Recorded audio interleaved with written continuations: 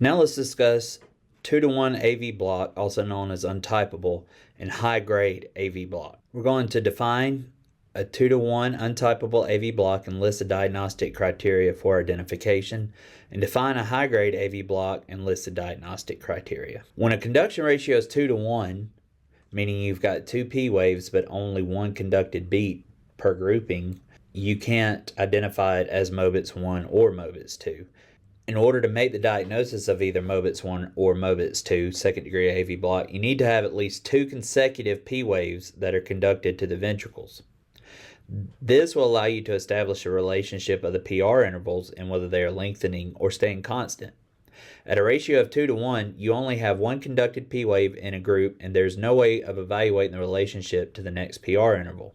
Since you can't make the diagnosis, the block is simply called Un-typable, or more commonly, a 2-to-1 block.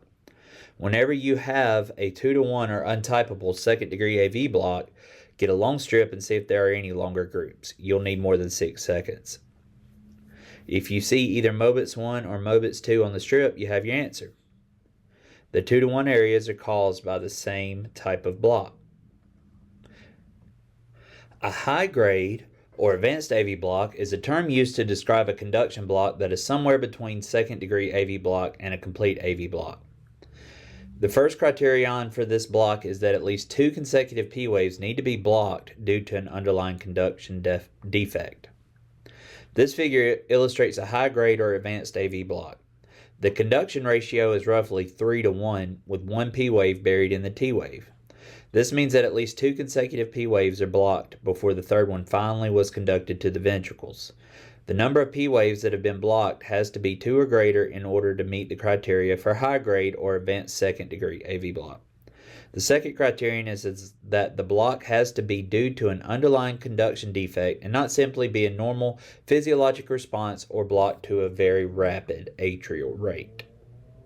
So if you note your comparisons here between your Mobitz 1, Mobitz 2, and your 2-to-1 or Un-typable, a Mobitz 1 will have regular P-to-P intervals, but it will have irregular R-to-R intervals. Mobitz 2 will have regular P-to-P intervals, and it'll have irregular R-to-R intervals, but a 2-to-1 will have regular R-to-R intervals. P wave should be present across the board. Your P to QRS ratio is going to be different based on the variable of the type of block. Your PR interval is going to be progressively prolonging in Mobitz 1. In your Mobitz 2, it should be consistent. It may be normal or it may be prolonged. And in your 2-to-1, it should be consistent, but it will be prolonged as well. Your QRS width could be either normal or wide. The grouping will be variable with a Mobitz 2. And all 3 of these blocks will have dropped beats.